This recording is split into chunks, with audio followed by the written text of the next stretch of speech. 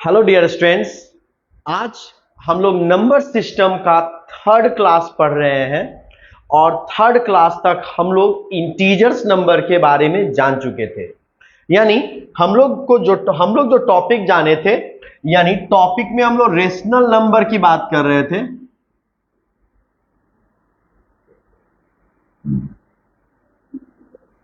Rational number को हम लोग दो पार्ट में डिवाइड किए थे, फ्रैक्शनल नंबर और इंटीजर्स।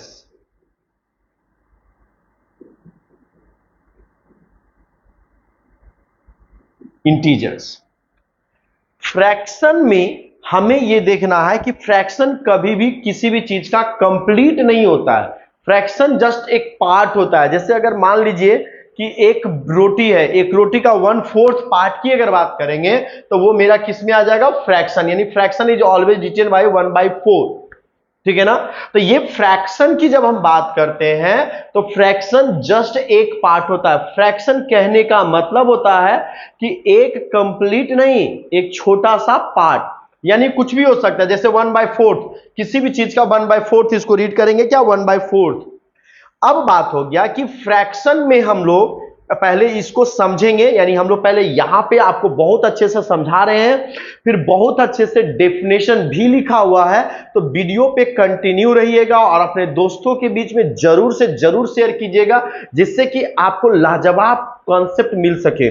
और इस वीडियो को कोई भी देख सकता है, क्लास 7 का भी बच्चा देख सकता है, क्लास 8 भी देख सकता है, क्लास 9 भी देख सकता है, क्लास 10 का, यानी ये चारों क्लास के बच्चे देंगे, क्योंकि सभी को पता होना चाहिए कि फ्रैक्शन क्या होता है, इंटीजर्स नंबर क्या होता है। तो सारे बच्चों के लिए ये बहुत जरूरी है और ये आप लोग को देखना ज्यादा इंपॉर्टेंट है।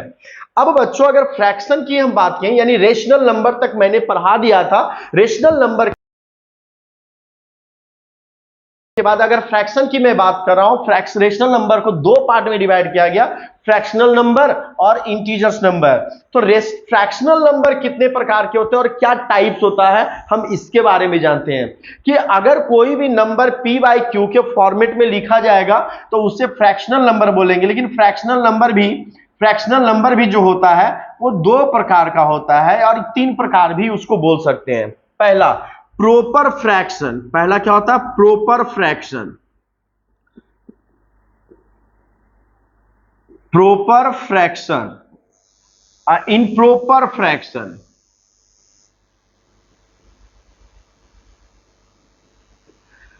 प्रोपर फ्रैक्शन में यानी किसी भी फ्रैक्शन को p/q के फॉर्मेट में लिखा जाता है, तो प्रोपर फ्रैक्शन में जो हमारा p का वैल्यू होता है is always less than q, है ना? यानी प्रोपर फ्रैक्शन की अगर मैं बात करता हूं तो प्रोपर फ्रैक्शन अगर लिखा जाएगा तो ये प्रोपर फ्रैक्शन हो गया 2/3। यानी न्यूमिनेटर का जो वैल्यू होगा डिनोमिनेटर से कम होगा। यानी प्रोपर फ्रैक्शन का जो आइडेंटिफिकेशन है वो क्या हो जाएगा? डिनोमिनेटर से न्यूमिनेटर क्या हो जाएगा? कम हो जाएगा। लेकिन अगर मैं इनप्रॉपर फ्रैक्शन की बात करता हूं तो यहां पर डिनोमिनेटर जो होगा न्यूमिनेटर से ज्यादा होगा। इसे हम लोग क्या बोलेंगे? इसको हम लोग क्या बोलेंगे? Improper fraction. क्या बोलेंगे? Improper fraction.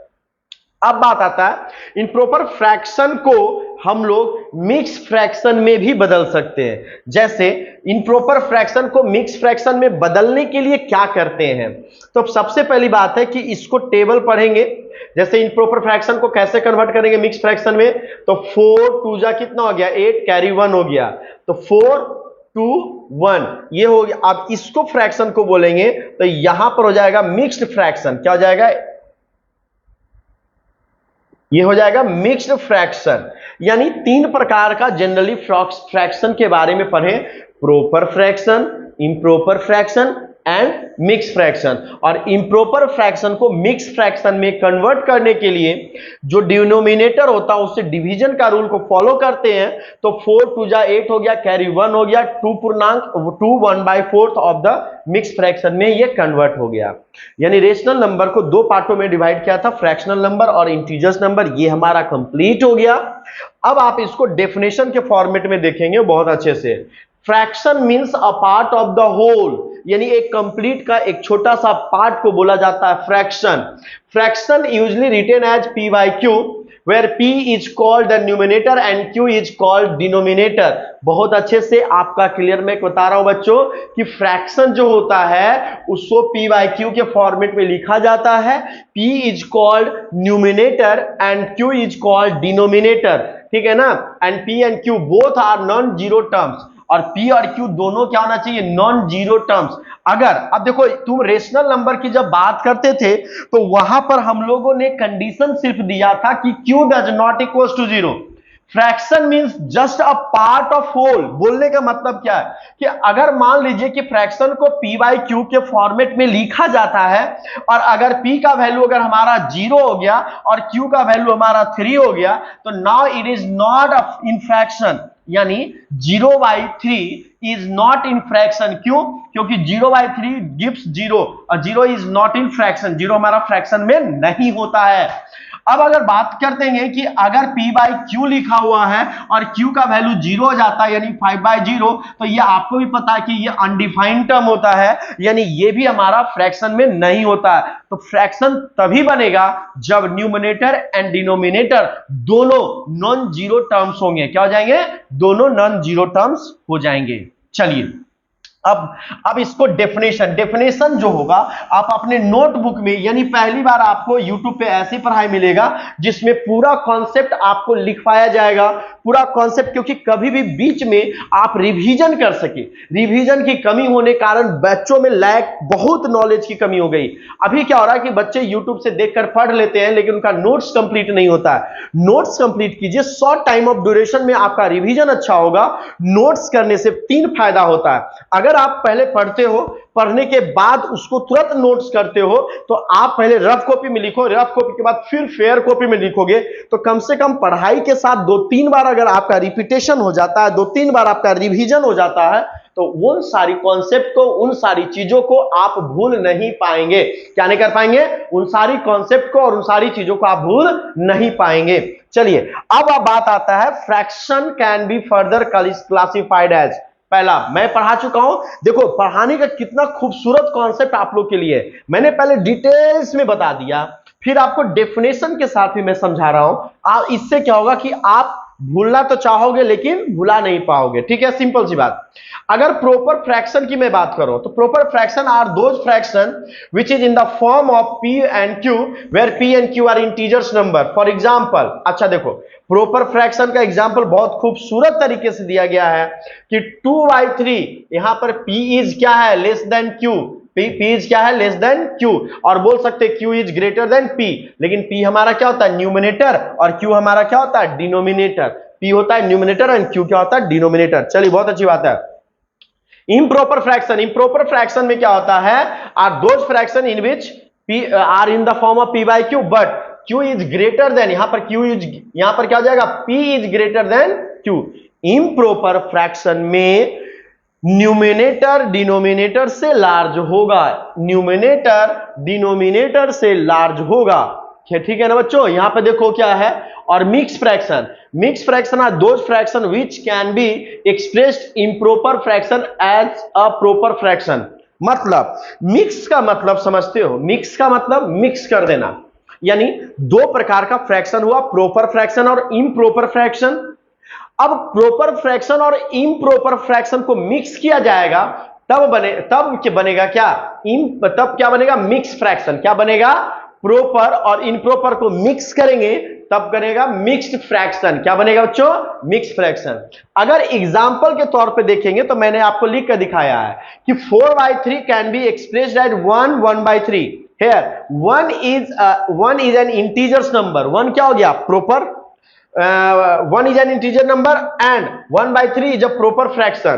तो ये दोनों मिक्स किया गया, प्रॉपर और इम्प्रॉपर को मिक्स कर देंगे तो इम्प्रॉपर फ्रैक्शन बन जाता है ना। We can form infinite number of fraction between 2 in integers. अब देखो यहां पे अगर बात करते हैं कि कितने फ्रैक्शनल नंबर बनाया जा सकता है, 2 इंटीजर्स के बीच में कितने फ्रैक्शनल नंबर बनाए जा सकते हैं 2 फ्रैक्शन के बीच में कितने इंटीजर्स बनाए जा सकते हैं, 2 फ्रैक्शन के बीच में कितने इंटीजर्स बनाए जा सकते हैं इसकी बात करने वाला हूं मैं आप लोग के साथ।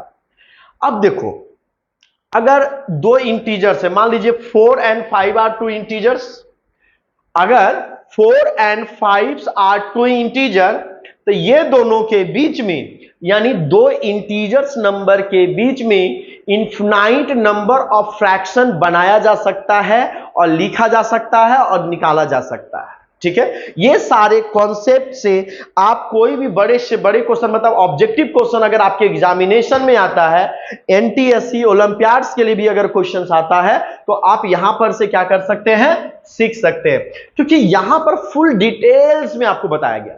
अब रिक्यूरिंग डेसिमल की बात जब करते हैं तो इसके बारे में मैं पढ़ा चुका हूं, टर्मिनेटिंग, नॉन टर्मिनेटिंग, है ना, तो इसके बारे में डेसिमल रिप्रेजेंटेशंस के बारे में मैंने आपको पढ़ा चुका है, ठीक है ना। लेकिन इसके बारे में थोड़ा सा समझ लिए इसके नोटेशन के बारे में क्या होता है। बोलता है recurring decimal is a decimal where a digit or a group of digit recurs independently after a decimal. Simple सी बात है कि देखो, अगर कोई डेसिमल में लिखा गया नंबर, तो एक नंबर अनलिमिटेड टाइम्स का रिपीट हो जाएगा, एक नंबर क्या हो जाएगा, अनलिमिटेड टाइम्स रिपीट हो जाएगा। साथ में अ group of digit, a group of digit का मतलब कितना हो जाएगा, 0.37, 0.37, 0.37, फिर ऐसा भी हो सकता है 0.68686868, ऐसे भी रिपीट होता रहेगा, उससे रिक्यूरिंग डेसिमल नंबर बोलते हैं। क्या बोलेंगे, रिक्यूरिंग डेसिमल नंबर बोलेंगे, ठीक है। फिर बोलता है रिक्यूरिंग, और अब बार, अब ऐसे अगर देखो बार का मतलब क्या होता है, अगर 0.6 पे एक बार दे दिया गया, इसका मतलब होता है 0.66666 dot dot dot dot dot infinity, ठीक है। अगर किसी नंबर पे बार दे दिया जाता है, इसका मतलब यही होता है, ठीक है ना।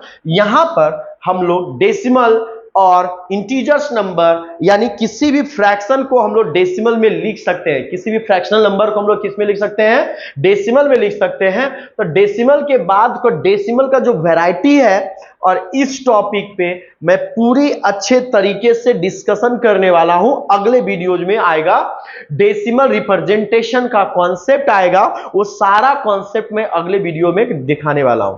क्योंकि आज मेरे को ये नंबर सिस्टम का जो बेसिक चीजें थी, जो आप क्लास 8 में पढ़ते हो, क्लास 6 में पढ़ते हो, क्लास 10 में पढ़ते हो, उन सारी चीजों को मैंने कंप्लीट करना था मेरे को।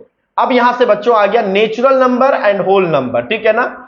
चलिए, natural number and whole number की अगर यहां से स्टार्ट हो जाती है, तो natural number and whole number को बहुत अच्छे से समझते हैं। जब अगर आपको पता है कि नंबर सिस्टम में नेचुरल नंबर का क्या इंपॉर्टेंस है, तो आप वहां से कुछ भी समझ सकते हैं। बच्चों ध्यान से देखिएगा, ये अगर हम लोग इंटीजर्स नंबर बनाते, क्या बनाए, इंटीजर्स नंबर, सपोज ये 0 हो गया, ये 1 हो गया, ये 2 हो गया, ये 3 हो गया, ये 4 हो गया, डॉट डॉट डॉट इंफिनिटी, ये -1 हो गया, ये -2 हो गया, ये -3 हो गया, ये -4 dot dot dot dot infinity हो गया।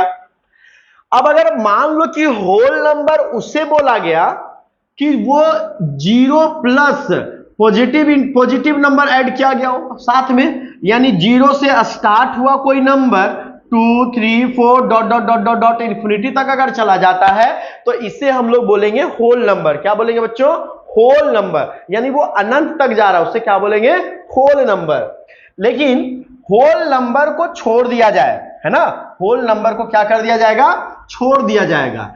तो होल नंबर को छोड़ देंगे, यानी number which starts from 1, a number which starts from 1 2 3 4 5 6 7 dot dot dot dot infinity are called natural number. यानी जो नंबर 1 से स्टार्ट होता है, रियलिटी में एग्जिस्ट करता है, यानी स्टार्टिंग हम लोग काउंटिंग नंबर भी बोल सकते हैं कि ऑल काउंटिंग नंबर, हम लोग काउंटिंग कहां से स्टार्ट करते हैं, 1 से, तो all counting numbers are called natural number. यानी नेचुरल नंबर का स्टार्टिंग पॉइंट क्या होता है, 1, यानी स्मॉलेस्ट नेचुरल नंबर क्या होता है, 1, और लार्जेस्ट नेचुरल नंबर क्या होता है, इंफिनिटी, अनंत तक जा सकता है। अब इस नेचुरल नंबर को 4 पार्ट में डिवाइड किया गया, बहुत अच्छे से नोट्स के साथ, बहुत अच्छा कॉन्सेप्ट मैं आपको देने वाला हूं बच्चों। सिंपल सा, पहले ऑड और इवन, पहले हम लोग बात करेंगे किसका, ऑड नंबर का और इवन नंबर का।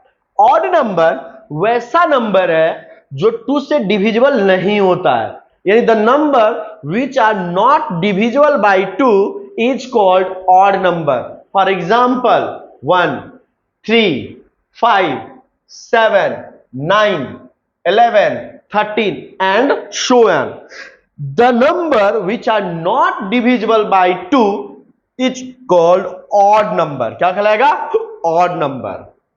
Even number, the number which are divisible by 2, वैसा नंबर जो 2 से पूरी तरीके से डिविजिबल हो उसे हम लोग बोलेंगे इवेन नंबर. क्या बोलेंगे बच्चों? Even number. तो आपका यहां पर देखिएगा, set of natural number which are exactly divisible by 2 is known as a even number. 2, 4, 6, 8 odd number, set of natural number. यानी अगर even number, odd number, prime number, composite number, यानी जितने सारे अभी नंबर की जब हम आगे बात करने वाले हैं वो क्या है? किसका बाल बच्चा है? तो नेचुरल नंबर का बाल बच्चा है. मैंने बताया था लास्ट वाले वीडियो में कि नेचुरल नंबर का 4 बेटा हुआ, even number, odd number, prime number और कंपोजिट नंबर, है ना. तो ये ऑड नंबर का भी कॉन्सेप्ट क्लियर हो गया. Set of all natural number, even numbers are called odd number except even number, है ना. मतलब इवेन नंबर को छोड़ देंगे तो जो भी नंबर कहलाएगा क्या कहलाएगा? ऑड नंबर कहलाएगा. और इसे अगर साधारण भाषा में बोलेंगे तो हमें ये बोलेंगे कि वैसा नंबर जो 2 से डिविजिबल नहीं हो उसे क्या बोलेंगे? Odd number. जैसे 1, 3, 5, 7, 9, 11, 13, है ना, वो नंबर. अब एक बहुत ही मजेदार टॉपिक है प्राइम नंबर. प्राइम नंबर बोलता है prime number are set of those natural number which have exactly 2 factor, those are 1 and itself. यानी कोई भी नंबर का अगर 2 फैक्टर निकलता हो, और उस फैक्टर समझते हैं आप लोग? नहीं समझते, कोई बात नहीं. फैक्टर मतलब क्या होता है कि अगर मैं लिखा 4, तो 4 का फैक्टर हमारा 1 भी हो गया, 2 भी हो गया और 4 भी हो गया. फैक्टर मतलब कि अगर 1 से मैं डिवाइड करता हूं डिवाइड हो जाएगा, 2 से भी मैंने 4 को डिवाइड करूंगा डिवाइड हो जाएगा, 4 को 4 से मैं डिवाइड करूंगा वो भी क्या हो जाएगा? डिवाइड हो जाएगा. इसको बोलते हैं फैक्टर. क्या बोलते हैं बच्चों? फैक्टर. तो बोलता है कि प्राइम नंबर वैसे नंबर को कहेंगे जिसका एक फैक्टर 1 होना ही चाहिए और एक फैक्टर इटसेल्फ भी होना चाहिए. फॉर एग्जाम्पल 5 का एक फैक्टर 1 है और 5 का एक फैक्टर 5 है. यानी एक नंबर का 2 फैक्टर हुआ और वो 2 फैक्टर में कौन कौन होना चाहिए? या तो 1 या तो 5. अगर किसी भी नंबर का 2 फैक्टर हो या तो 1 और इट्स सेल्फ ओनली, वो नंबर को हम बोलेंगे प्राइम नंबर. क्या बोलेंगे बच्चों? Prime number. अब यहां पर एक बहुत ही इंपॉर्टेंट बात आती है कि sir 1 is a prime number or not? No, 1 is not a prime number. 1 क्यों प्राइम नंबर नहीं है? आइए इसको डिटेल्स में जानते हैं. प्राइम नंबर का कंडीशन है कि 1 एक फैक्टर होना चाहिए और इटसेल्फ एक फैक्टर होना चाहिए. लेकिन 1 के केस में देखो क्या हो रहा है कि 1 को मैं 1 से डिवाइड किया तो चलो एक फैक्टर तो आ गया है. अब बोलोगे सर कि अब मैं इसका नाम देता हूं कि 1 को इटसेल्फ से डिवाइड कर रहा हूं. फिर से वही बातें आई. तो या तो हम कह सकते हैं कि 1 का सिर्फ एक ही फैक्टर है और वो 1 का सिर्फ एक ही फैक्टर है और वो कौन है? 1. क्या इसके अलावा कोई अदर फैक्टर 1 का है? नहीं. प्राइम फैक्टर की जब मैं बात कर रहा हूं तो प्राइम फैक्टर में यह बोला गया है कि अगर किसी भी नंबर का 1 और इटसेल्फ फैक्टर अगर होगा तो उसे प्राइम नंबर बोलेंगे. लेकिन जब 1 की मैं बात कर रहा हूं तो 1 इटसेल्फ से डिवाइड है, एक ही फैक्टर है, 1 का सिर्फ और सिर्फ एक ही फैक्टर है, इसलिए 1 is not a prime number. 1 is not a prime number. तो what is the smallest prime number? तो 2 is the smallest prime number. क्या हो जाएगा? 2 is the smallest prime number. And 2 is the only even prime number. 2 क्या है? 2 को अगर मैं 1 से डिवाइड करता हूं, इसका फैक्टर एक आता है 2, 1 2 जा 2 कैंसिल आउट हो गया। 2 को इटसेल्फ से मैं डिवाइड करता हूं, 2 1 जा 2, इट से भी कट गया। तो यहां पर देखो 2 का 2 फैक्टर आया ना, 1 का भी फैक्टर है ये और 2 का भी फैक्टर है। तो 2 is the smallest prime number and 2 is the only one even prime number. मतलब जितने भी नंबर सिस्टम में नंबर है, 2 एक ऐसा नंबर प्राइम नंबर, क्या इवन होता है? हाँ होता है। 2 एक ऐसा मात्र प्राइम नंबर है जो इवन है। इसके अलावा कोई भी नंबर प्राइम नंबर नहीं होता है जो इवन नंबर होता है। तो इन सब चीजों को यूज करके आप फैक्टर बना सकते हैं और क्वेश्चनों को क्या कर सकते हैं बच्चों? सॉल्व कर सकते हैं। क्वेश्चन को जितना चाहेंगे आप उतने अच्छे से क्या कर सकते हैं? कंप्लीट कर सकते हैं। ठीक है ना? तो प्राइम नंबर को भी मैंने बहुत अच्छे से आपको समझा दिया है और अभी हम लोग समाप्त कर देंगे कंपोजिट नंबर को। फिर हम अगले क्लास में बहुत सारा चीजों को पढ़ेंगे। कंपोजिट नंबर सिंपल सी बात बोल रहा है, प्राइम नंबर का उल्टा है, यानी प्राइम नंबर से दुश्मनी किया हुआ नंबर कौन सा है? Composite number. प्राइम नंबर का दुश्मन कौन है? पी का दुश्मन कौन है? सी, है ना? प्राइम मिनिस्टर का दुश्मन कौन होता है? चीफ मिनिस्टर होता है ना, तो पी का दुश्मन सी, है ना? और composite number are set of those natural number which have more than 2 factors. अब देखो प्राइम नंबर में क्या है? प्राइम नंबर में क्या है? तो प्राइम नंबर में ओनली 2 फैक्टर है, वो भी 1 और इटसेल्फ ओनली। और वैसा नंबर जैसे 4, तो 4 का फैक्टर लिखेंगे तो 1 भी फैक्टर है, 2 भी फैक्टर है, 4 भी फैक्टर है। तो 4 का फैक्टर अगर लिखते हैं तो 2 से ज्यादा फैक्टर अगर किसी भी नंबर का हो जाएगा उसे हम लोग क्या बोलेंगे? Composite number. अगर कोई भी नंबर का 2 से ज्यादा फैक्टर होगा उसे बोला जाएगा कंपोजिट नंबर। जैसे 6 का फैक्टर हो गया, 1 भी हो गया, 2 भी हो गया, 3 भी हो गया और 6 भी हो गया, तो यहां पर तो और ज्यादा हो गया। तो वैसे नंबर जिसका 2 से ज्यादा फैक्टर होगा उसे हम लोग क्या बोलेंगे बच्चों? Composite number. आज आप लोग को यह टॉपिक यानी नंबर सिस्टम का ये 3 पार्ट में वीडियोज को कंप्लीट कर दिया गया है और इसमें नंबर सिस्टम को बहुत अच्छे से आप समझ चुके हैं। आप 1-2 बार वीडियो को देखेंगे और पूरे अच्छे से पूरा कॉन्सेप्ट को नोट्स करेंगे, तब आपका कॉन्सेप्ट क्लियर हो जाएगा। तो बच्चों मिलते हैं नेक्स्ट क्लास में, यानी अगले क्लास में मैं आप लोग को अब नंबर सिस्टम का जब टॉपिक कंप्लीट हो गया तो धमाकेदार ट्रिक्स एंड कॉन्सेप्ट मैं आप लोग के लिए लेकर आऊंगा। थैंक यू बच्चों, जय हिंद, जय भारत।